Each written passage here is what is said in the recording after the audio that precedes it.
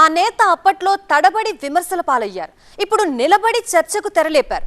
ఆయనకి ఆమాత్య పదవా? ఇదేం చోద్యం? ఇలా అయితే పార్టీకి కష్టకాలమే అని చెవులు కొరుక్కున్న క్యాడర్ ఇప్పుడు ఆ లీడర్ పనితీరుతో ముక్కున వేలేసుకుంటున్నారట. ఇంతకీ అప్పుడు ఆయన ఎందుకు విమర్శల పాలయ్యారు? ఇప్పుడు ఎలా మంచి పేరు తెచ్చుకున్నారు? తన దూకుడుతో అందరి నోళ్లు మూయించిన ఆ మంత్రి ఎవరు? ఏపీ మంత్రి కొండపల్లి శ్రీనివాసరావు విజయనగరం జిల్లా గజపతి నగరం నుంచి ఫస్ట్ అటెంప్ట్ లోనే ఎమ్మెల్యేగా గెలిచారు. ఎమ్మెల్యే అయిన తొలిసారే చంద్రబాబు కేబినెట్ లో మంత్రి పదవి దక్కించుకున్నారు.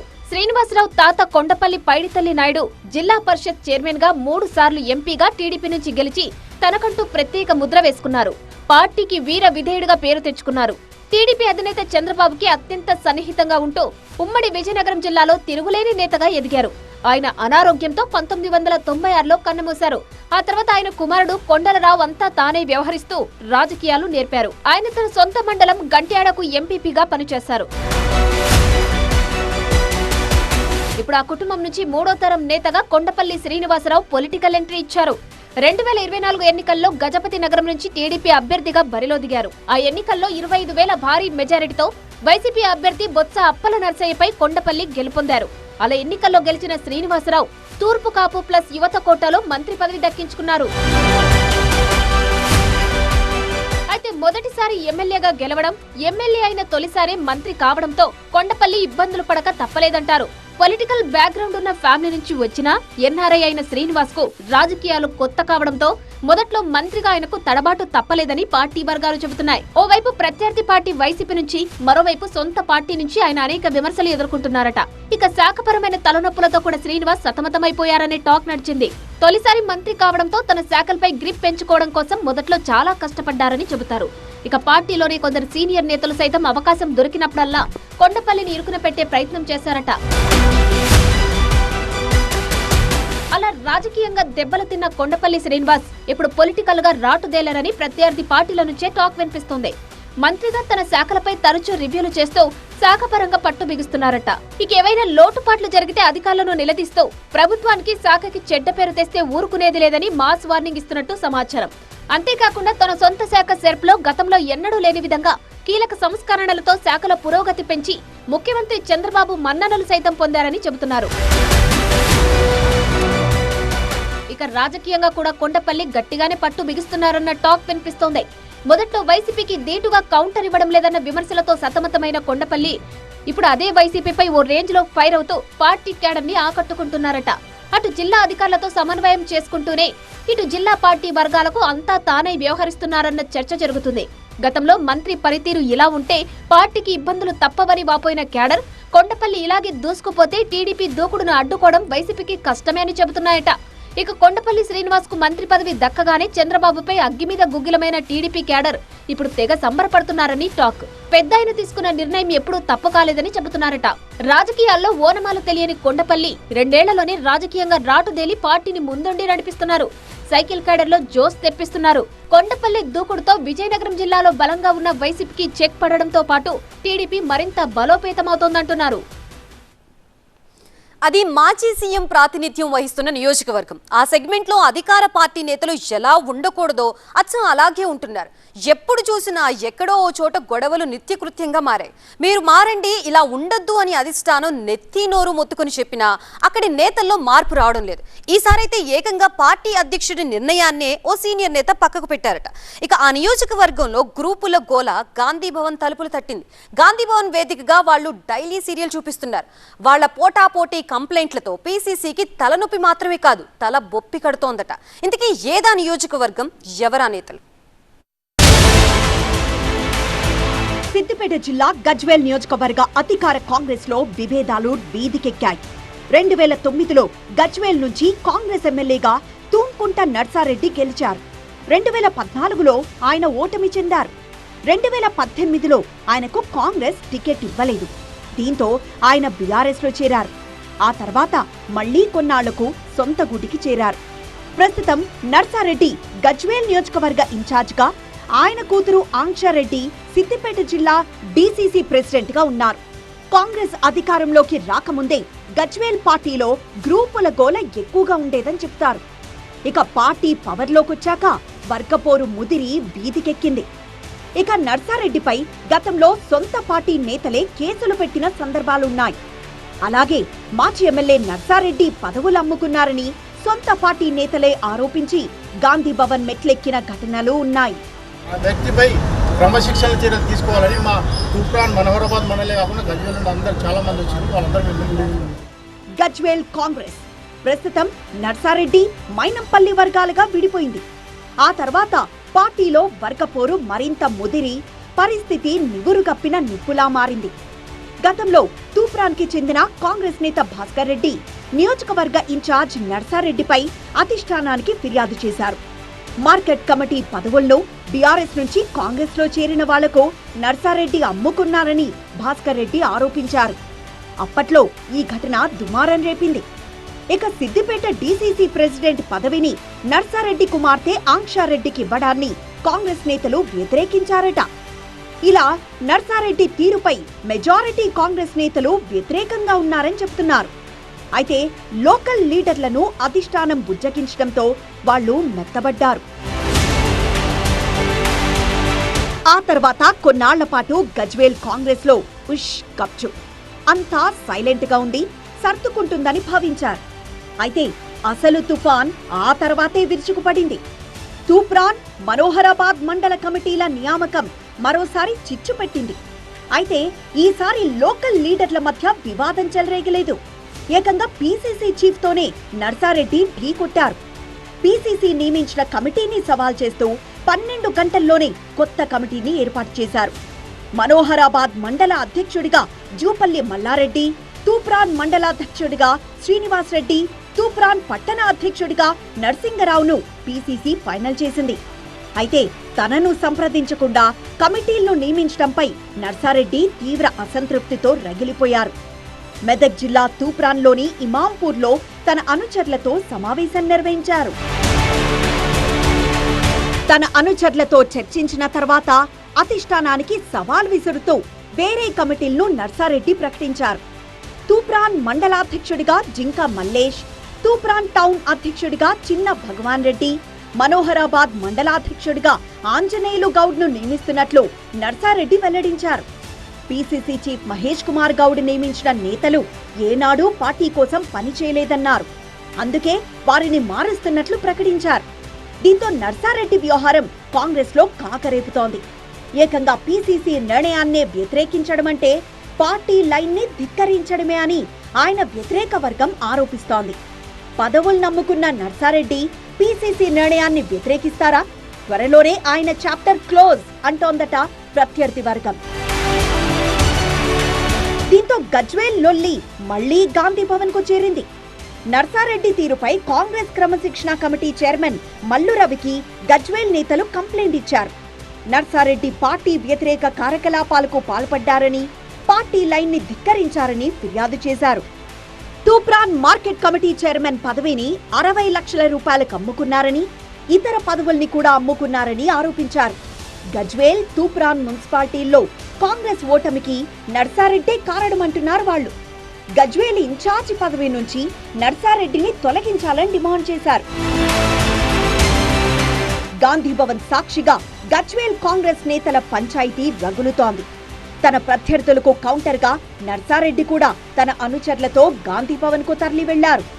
మైనంపల్లి హనుమంతరావుపై నర్సారెడ్డి వర్గం ఫిర్యాదు చేసింది. తాను పీసీసీ చీఫ్ ని వ్యతిరేకించలేదని, పార్టీ లైన్ ని దాటలేదంటున్నారు నర్సారెడ్డి. డీసీసీ ప్రెసిడెంట్ తమను సంప్రదించకుండా 2 మండలాలకు అధ్యక్షులను ప్రకటించారని, దానిపై పీసీసీ అధ్యక్షుడికి ఫిర్యాదు చేశామంటున్నారు నర్సారెడ్డి. డీసీసీ అధ్యక్షుడు తమను సంప్రదించి నిర్ణయాలు తీసుకోవాలని ఆయన కోరుతున్నారు. మరోవైపు నర్సారెడ్డికి కౌంటర్గా క్రమశిక్షణ కమిటీకి మైనంపల్లి వర్గం కంప్లైంట్ ఇచ్చింది. గజ్వేల్ నేతలు గ్రూపులుగా వచ్చిపడ్డం, పోటాపోటీ ఫిర్యాదులు చేసుకుంటూ ఉండడంతో పీసీసీకి తల బొప్పి కడుతోంది. పోటాపోటీ కమిటీల ప్రకటనతో గజ్వేల్ కాంగ్రెస్ క్యాడర్ అయోమయంలో పడ్డారు. నియోజకవర్గ కాంగ్రెస్ లో ఏం జరుగుతుందో అర్థం కాక ఆందోళన చెందుతున్నారట. మరోవైపు పీసీసీ నిర్ణయాన్ని నర్సారెడ్డి సవాల్ చేయడంపై గాంధీ భవన్ వర్గాలు ఆగ్రహం వ్యక్తం చేసినట్లు సమాచారం. ఏకంగా పీసీసీతోనే ఫైట్ కి దిగిన నర్సారెడ్డిపై అధిష్టానం ఎలా రియాక్ట్ అవుతుందో చూడాలంటున్నాయి కాంగ్రెస్ వర్గాలు. 3 తరాల ఆధిపత్యానికి ముగింపు కార్డు పడిందా? తాత నుంచి మనవడి దాకా తరతరాలు సాగిన రాజకీయ పెత్తనానికి చుక్కెదురైందా? 4 దశాబ్దాలుగా ఆ నియోజకవర్గ టీడీపీలో ఏకఛత్రాధిపత్యం చెలాయించిన కుటుంబానికి చెక్ పడినట్టేనా? టీడీపీ అంటే ఆ ఫ్యామిలీ, ఆ కుటుంబం అంటే సైకిల్ పార్టీ అన్నట్లు 40 ఏళ్ల పాటు రాజకీయం నడిచింది. ఇప్పుడు ఆ ఫ్యామిలీ పాలిటిక్స్ కి టీడీపీ అధిష్టానం చెక్ పెట్టింది. ఆ నియోజకవర్గ టీడీపీకి కొత్త ఇన్ఛార్జ్ వచ్చారు. అసలు ఆ కుటుంబాన్ని కాదని వేరే వాళ్ళకి ఇన్ఛార్జి పదవి ఇవ్వాల్సిన అవసరం ఎందుకు వచ్చింది? ఇదంతా ఆ రాజకీయ కుటుంబం స్వయం కృతాపరాధమేనా? ఇన్ఛార్జి మార్పుతో అయినా అక్కడ పార్టీ పట్టాలెక్కుతుందా? ఇంతకీ ఏదా నియోజకవర్గం, ఎవరా నేతలు? కూలిన బిజివేముల కోట, వీరారెడ్డి కుటుంబానికి చెక్, తరతరాల ఆధిపత్యానికి ఫుల్ స్టాప్, బద్వేల్ టీడీపీకి కొత్త ఇన్ఛార్జ్, రితీష్ ప్లేస్ లో సూర్యనారాయణ రెడ్డికి పగ్గాలు. రాయలసీమ రాజకీయ చరిత్ర పుస్తకంలో మాజీ మంత్రి దివంగత నేత బిజివేముల వీరారెడ్డికి ప్రత్యేక చాప్టర్ ఉందనే చెప్పొచ్చు. 1955లో పంచాయతీ సెక్రటరీగా మొదలైన ఆయన రాజకీయ ప్రస్థానం మంత్రి పదవి దాకా సాగింది. ఉమ్మడి రాష్ట్రంలో 3 సార్లు మంత్రిగా చేసిన ఆయన ప్రస్థానం కడప జిల్లా ప్రజలకు తెలియంది కాదు. ఇక ఇంటి పేరు బిజివేములైన బద్వేల్ వీరారెడ్డిగా ఆయన ఇంకా ఫేమస్. బద్వేల్ నియోజకవర్గాన్ని టీడీపీకి కంచుకోటగా మార్చింది వీరారెడ్డి అని చెప్తారు. అటు ఎన్టీఆర్ కేబినెట్ లో, ఇటు చంద్రబాబు కేబినెట్ లో కూడా ఆయన మంత్రిగా పనిచేశారు. ఆయనకు టీడీపీలో మంచి పట్టు ఉండేది. ఇక బద్వేల్లో 5 సార్లు గెలిచిన వీరారెడ్డి నియోజకవర్గంపై పట్టు సాధించారు. అయితే వీరారెడ్డి మరణం తర్వాత ఆయన కుమార్తె విజయమ్మ వారసత్వ పగ్గాలు చేపట్టారు. నియోజకవర్గంలో టీడీపీని ముందుండి నడిపించారు. ఆ తర్వాత ఆమె కుమారుడు రితీష్ రెడ్డి రంగంలో దిగారు. బద్వేల్ సైకిల్ ని తొక్కే ప్రయత్నం చేశారు. అయితే అది అంత సాఫీగా సాగలేదంటారు. రితీష్ రెడ్డి నేతృత్వంలో బద్వేల్ సైకిల్ జోరుగా ముందుకు వెళ్లలేదు. వరుస ఓటములతో పసుపు సైన్యం డీలా పడిపోయింది. 2001 తర్వాత బద్వేల్లో టీడీపీ జెండా ఎగిరిందే లేదు. 22 ఏళ్ల నుంచి అక్కడ టీడీపీ జెండాను రెపరెపలాడించడానికి వీరారెడ్డి వారసులు ఎంత ప్రయత్నించినా సాధ్యం కాలేదు. రితీష్ రెడ్డి నాయకత్వంలో పార్టీ పుంజుకోవట్లేదని టీడీపీ అధిష్టానం భావించినట్టు పార్టీ క్యాడర్ చెప్తోంది. బద్వేల్లో గత 5 ఎన్నికల్లో టీడీపీ వరుస ఓటమి పాలవడానికి కారణాలేంటి అనే అధిష్టానం క్వశ్చన్ కు విజయమ్మ, రితీష్ రెడ్డి దగ్గర ఆన్సర్ లేదట. దీంతో ఆ కుటుంబంలోని వ్యక్తులను కాదని సూర్యనారాయణ రెడ్డికి బద్వేల్ ఇన్ఛార్జి పగ్గాలను టీడీపీ హైకమాండ్ అప్పజెప్పినట్టు తెలుస్తోంది. అయితే సూర్యనారాయణ రెడ్డి కూడా మొదట్లో రితీష్ రెడ్డి వర్గంలోనే ఉండేవారు. ప్రస్తుతం కడప డీసీసీబీ చైర్మన్ గా ఉన్న సూర్యనారాయణ రెడ్డికి ఆ పదవి రావడానికి కారణం రితీష్ రెడ్డి అని చెప్తారు. అయితే కొంతకాలంగా బద్వేల్ టీడీపీలో జరుగుతున్న అంతర్గత పోరుతో పార్టీని పట్టాలెక్కించేందుకు ఇన్ఛార్జి విషయంలో అధిష్టానం ఈ నిర్ణయం తీసుకుందని లోకల్ టాక్. సూర్యనారాయణ రెడ్డిని బద్వేల్ టీడీపీ ఇన్ఛార్జిగా నియమించడంతో వీరారెడ్డి కుటుంబానికి చెక్ పెట్టినట్టే అంటున్నారట టీడీపీ క్యాడర్. 4 దశాబ్దాలుగా బద్వేల్ టీడీపీకి కేర్ ఆఫ్ అడ్రస్ గా ఉన్న కుటుంబాన్ని కాదని సూర్యనారాయణ రెడ్డికి ఇన్ఛార్జి బాధ్యతలు ఇవ్వడంపై ఒక వర్గం అసంతృప్తిగా ఉన్నట్టు సమాచారం. అయినా నియోజకవర్గంలో పార్టీ బలోపేతం కావాలంటే నాయకత్వ మార్పు తప్పనిసరి అనే ఆలోచనతోనే అధిష్టానం సూర్యనారాయణకు ఇన్ఛార్జి బాధ్యతలు అప్పజెప్పిందంటోంది ఆయన వర్గం. ఇక ఏడాది కాలంగా సూర్యనారాయణ రెడ్డి, రితీష్ రెడ్డి వర్గాల మధ్య అంతర్గత పోరు నడుస్తోంది. ఈ వర్గ విభేదాలకు ఫుల్ స్టాప్ పెట్టడంతో పాటు కొత్త నాయకత్వాన్ని ప్రోత్సహించాలని హైకమాండ్ ఈ నిర్ణయం తీసుకుందంటున్నాయి టీడీపీ వర్గాలు. ఎంతో కాలంగా బద్వేల్లో పార్టీని కాపాడుకుంటూ వస్తోన్న తమ కుటుంబాన్ని పక్కన పెడతారా అని రితీష్ రెడ్డి వర్గం గుర్రుగా ఉందట. ఏదేమైనా అధిష్టానం తీసుకున్న ఈ నిర్ణయం బద్వేల్లో టీడీపీని బలోపేతం చేస్తుందా లేక మరింత కుంగదీస్తుందా అనేది వేచి చూడాలంటున్నాయి local political circles. Konda Surekha ఆరోపణలు ఇప్పుడు అధికార కాంగ్రెస్ లో ప్రకంపనలు రేపుతున్నాయట. ఆమె కమెంట్లు పాత కాంగ్రెస్ వర్సెస్ కొత్త కాంగ్రెస్ గా టర్న్ తీసుకుంటున్నాయంటున్నారు. అది కాస్త నామినేటెడ్ పదవుల విషయంలో రచ్చ రాజేస్తోందని టాక్. ఎప్పటి నుంచో కాంగ్రెస్ ని నమ్ముకుని ఉన్న నాయకులకే నామినేటెడ్ పోస్టులు ఇవ్వాలనే డిమాండ్ వినిపిస్తోందంటున్నారు. వలస పక్షులు వద్దు, కాంగ్రెస్ నేతలే ముద్దు అంటున్నారట క్యాడర్. పారాచూట్ నేతలకి పదవులు ఇవ్వొద్దని పాత కాంగ్రెస్ నేతలకే నామినేటెడ్ పోస్టులు ఇవ్వాలంటున్నారు. ఓరుగలలో మొదలైన ఈ వివాదం హోరెత్తిస్తోంది. ఇది నామినేటెడ్ పోస్టుల భర్తీలో హైకమాండ్ కి కొత్త తలనొప్పులుగా తేనుందా?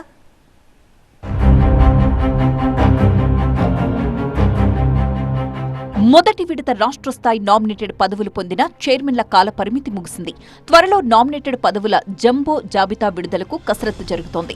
పలువురు మంత్రులు, ఎమ్మెల్యేలు, వాళ్ల అనుచరులకు చైర్మన్ పదవులిప్పించడం కోసం వ్యూహాలు రచిస్తున్నట్టు సమాచారం. అయితే వరంగల్ కేంద్రంగా వినిపిస్తున్న ఓ కొత్త నినాదం అందరినీ ఉక్కిరిబిక్కిరి చేస్తోందంటున్నారు. అది కాస్త నామినేటెడ్ పదవులపై గంపెడాసలు పెట్టుకున్న నేతలకు కొత్త చిక్కులు తెస్తోందని టాక్. కాంగ్రెస్ లోని పాత నేతలకే పదవులివ్వాలనే నినాదం అదే పార్టీ విధానం కావాలంటూ కొంతమంది కాంగ్రెస్ నేతలు చేసిన కమెంట్లతో ఈ రచ్చ రగిలింది అంటున్నారు. వలస పక్షులకు పదవులు ఇవ్వొద్దని, మొదటి నుంచి పార్టీని నమ్ముకుని ఉన్న వాళ్లకి పదవులు ఇవ్వాలన్న డిమాండ్ వినిపిస్తోందట. కొండా సురేఖ చేసిన కమెంట్స్ తోనే ఈ కాక షురూ అయిందని చెబుతున్నారు. కడియం శ్రీహరితో పాటు మరికొంతమంది ఎమ్మెల్యేలను ఉద్దేశించి మంత్రి కొండా సురేఖ ఈ వ్యాఖ్యలు చేశారన్న చర్చ నడుస్తోంది. కొత్త నేతలే కాంగ్రెస్ లో పెత్తనం చెలాయిస్తున్నారని, పార్టీలో విభేదాలకు వాళ్లే కారణమని కొందరు నేతల్ని ఉద్దేశించి ఆమె బహిరంగ వ్యాఖ్యలు చేయడంపై కాంగ్రెస్ లో లొల్లి జరుగుతోందట. ఈ మధ్య స్టేషన్ ఘన్పూర్ ఎమ్మెల్యే మాజీ మంత్రి కడియం శ్రీహరి దేవాదాయ శాఖ అధికారుల్ని కలిశారు. అయితే తన శాఖకు చెందిన అధికారులతో ఆయన review చేయడమేంటని endowments minister Konda Surekha భగ్గుమన్నారు. అధిష్టానం పెద్దల జోక్యంతో ఎట్టకేలకు ఈ రచ్చకు ఫుల్ స్టాప్ పడింది. అయితే ఆ తరువాత ఈ రచ్చను పరోక్షంగా కంటిన్యూ చేస్తూ కొండా సురేఖ లేటెస్ట్ కమెంట్స్ చేసినట్టు పార్టీ వర్గాలు చెబుతున్నాయి. ఉమ్మడి వరంగల్ జిల్లాలో మొత్తం 12 మంది ఎమ్మెల్యేలుంటే వాటిలో జనగామ మినహా మిగిలిన అన్ని చోట్ల కాంగ్రెస్ నేతలే ప్రాతినిధ్యం వహిస్తున్నారు. ఇక జిల్లాలోని 2 ఎంపీలు అధికార కాంగ్రెస్ కి చెందిన వాళ్లు. కాంగ్రెస్ అధికారంలోకి వచ్చిన కొద్ది కాలంలోనే ఉమ్మడి జిల్లాలో 6గురికి చైర్మన్లుగా నామినేటెడ్ పదవులు దక్కాయి.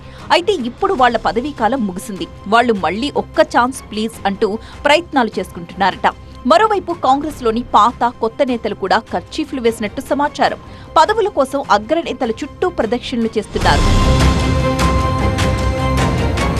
అయితే ఫస్ట్ టర్మ్ లో పదవులు పొందిన వాళ్లలో టీడీపీ నుంచి, బీఆర్ఎస్ నుంచి కాంగ్రెస్ లో చేరిన వాళ్లున్నారని చెబుతున్నారు. అలాంటి వాళ్లకు రెండో విడతలో పదవులిస్తే ఊరుకునేది లేదంటున్నారు. కాంగ్రెస్ లోని పాత నేతలు పార్టీలో సీనియారిటీకి ప్రాధాన్యత ఇవ్వాలని వాళ్లు డిమాండ్ చేస్తున్నారు. సుదీర్ఘకాలంగా కాంగ్రెస్ జెండా మోసిన వాళ్లకి ఈసారి పదవుల పందేరంలో అవకాశం కల్పించాలి అంటున్నారట వాళ్లు. కొండా సురేఖ లేటెస్ట్ కమెంట్స్ వాళ్లకు బూస్టప్ ఇస్తున్నాయట. ఆమె వ్యాఖ్యలు వాళ్లకు ఒక టానిక్ లా పనిచేశాయంటున్నారు. పాత నేతలకే పట్టం కట్టాలన్న నినాదం, విధానంతో వాళ్లు ముందుకు వెళుతున్నట్టు సమాచారం. అయితే జిల్లా కాంగ్రెస్ నేతలు మాత్రం ఈ వాదన అర్ధరహితమని కొట్టిపారేస్తున్నారు. ఏ పార్టీ నుంచొచ్చినా కాంగ్రెస్ కండువా కప్పుకుంటే వాళ్లంతా పార్టీ నేతలే అంటున్నారు వరంగల్ డీసీసీ ప్రెసిడెంట్ అయ్యూబ్. పార్టీలో పాత, కొత్త నేతలు ఉండరని స్పష్టం చేశారాయన. ఇతర పార్టీల నుంచి వచ్చిన నేతలు కాంగ్రెస్ లో మంత్రులు కూడా అయ్యారని ఆయన గుర్తు చేస్తున్నారు. కాంగ్రెస్ మహాసముద్రంలో పాత, కొత్త అని ఏవీ ఉండదని, కష్టపడి పనిచేసిన వాళ్లకి పదవులొస్తాయని అంటున్నారు. అయితే నామినేటెడ్ పోస్టుల విషయంలో ఈ కొత్త నినాదం ఏవైనా ఇబ్బందులు తెచ్చిపెడుతుందా అనే చర్చ జరుగుతోందట. తెనాలి వైసీపీ పాలిటిక్స్ ఆసక్తికరంగా మారాయి. అధిష్టానం ఆదేశిస్తే పోటీకి సిద్ధమంటూ ఆ వైసీపీ యువనేత ప్రకటించడం దేనికి సంకేతం? పార్టీకి చెందిన మాజీ ఎమ్మెల్యే అన్నాబత్తుని శివకుమార్ పై యుద్ధం ప్రకటిస్తున్నారా? ఇప్పుడు ఇదే చర్చ తెనాలి వైసీపీ వర్గాల్లో వేడి పెంచేస్తోందట. ఆ యంగ్ తరం చేసిన కమెంట్లతో పొలిటికల్ టెంపరేచర్ పెరిగిపోయిందంటున్నారు. యంగ్ లీడర్ వ్యాఖ్యలతో మాజీ ఎమ్మెల్యే క్యాడర్లో అలజడి మొదలైందని టాక్. ఇంతకీ ఆ యువనేత కమెంట్లకి అసలు అర్థం, పొలిటికల్ పరమార్థం వేరే ఉందా? ఉంటే ఏంటది? ఇంతకీ ఎవరా యువనేత?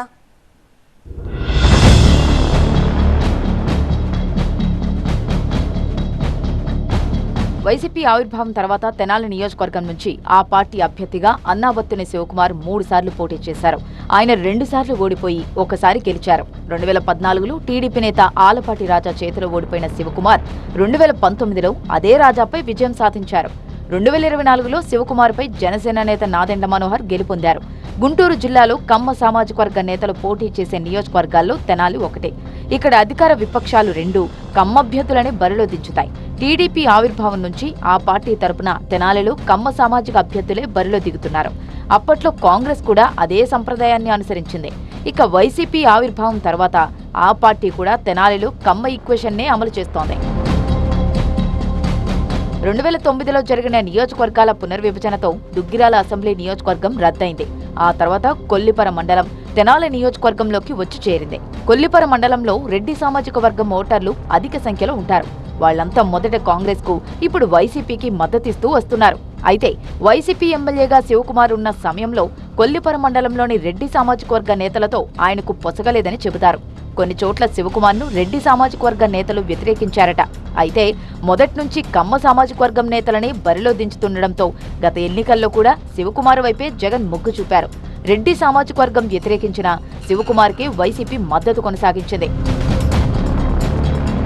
అయితే గత ఎన్నికల్లో శివకుమార్ ఓడిపోయిన తర్వాత వైసీపీ యువనేత అరుణ్ రెడ్డి కొల్లిపర మండలంలో యాక్టివ్ అయ్యారు. మండలంలో పార్టీ కార్యక్రమాలు నిర్వహిస్తున్నారు. అరుణ్ రెడ్డి తండ్రి చంద్రారెడ్డి కొల్లిపర వైసీపీ మండలాధ్యక్షుడిగా పనిచేశారు. అప్పటి నుంచి అరుణ్ రెడ్డి పార్టీ కార్యక్రమాల్లో పాల్గొంటున్నారు. కూటమి సర్కారు ఏర్పడ్డాక జగన్ జన్మదిన వేడుకలను అరుణ్ ఘనంగా నిర్వహించారు. అయితే నిబంధనలు ఉల్లంఘించారంటూ అరుణ్ రెడ్డిపై పోలీసులు కేసు నమోదు చేశారు. అయితే ఎన్ని కేసులు పెట్టినా తగ్గేది లేదని, వైసీపీ జెండాను రెపరెపలాడిస్తూనే ఉంటానంటున్నారు అరుణ్. ఈ క్రమంలోనే అరుణ్ రెడ్డి చేసిన లేటెస్ట్ కామెంట్లు కాకరేపాయి. రాబోయే ఎన్నికల బరిలో దిగడానికి సిద్ధంగా ఉన్నానని ఆయన ప్రకటించారు. జగన్ ఆదేశిస్తే పోటీకి సై అంటున్నారు ఈ యంగ్ తరంగ్. అయితే అరుణ్ రెడ్డి కామెంట్లు తెనాలి వైసీపీ వర్గాల్లో చర్చకు రచ్చకు దారితీశాయంటున్నారు. అతగాడి వ్యాఖ్యలపై మాజీ ఎమ్మెల్యే శివకుమార్ అనుచరులు మండిపడుతున్నారట. నియోజకవర్గ వైసీపీలో విభేదాలు సృష్టించేందుకు ఈ యువనేత ఇలాంటి కామెంట్లు చేస్తున్నారని కొందరు అభిప్రాయపడుతున్నారు. అయితే మరికొందరు కొత్త వాదన వినిపిస్తున్నారు. వచ్చే ఎన్నికల నాటికి నియోజకవర్గాల పునర్విభజన జరుగుతుందనే అంచనాతోనే అరుణ్ రెడ్డి ఈ కామెంట్లు చేశారంటున్నారు వాళ్లు. దుగ్గిరాల నియోజకవర్గం కొత్తగా ఏర్పడే అవకాశాలున్నాయని, అందుకే ముందస్తుగా అరుణ్ కచ్చీఫ్ వేశాడనే వెర్షన్ను మరికొందరు వినిపిస్తున్నారు. ఏది ఏమైనా అరుణ్ రెడ్డి కామెంట్లతో తెనాలి వైసీపీలో లుకులుకులు బయటపడ్డాయంటున్నారు. నియోజకవర్గాల పునర్విభజన జరిగితే ఎవరూ ఎక్కడి నుంచి బరిలోకి దిగుతారనే అంశాలపై ఇప్పటి నుంచే చర్చ జరగడం ఆసక్తికరంగా మారింది. అయితే కమ్మ సామాజిక వర్గం నుంచి బలమైన నేతగా ఉన్న అన్నాబత్తుని శివకుమార్ సీటుకు డోకాలేదని ఆయన అభిమానులు భావిస్తున్నారు. అయితే భవిష్యత్తులో ఏం జరుగుతుందో చూడాలంటున్నాయి పొలిటికల్ సర్కిల్స్.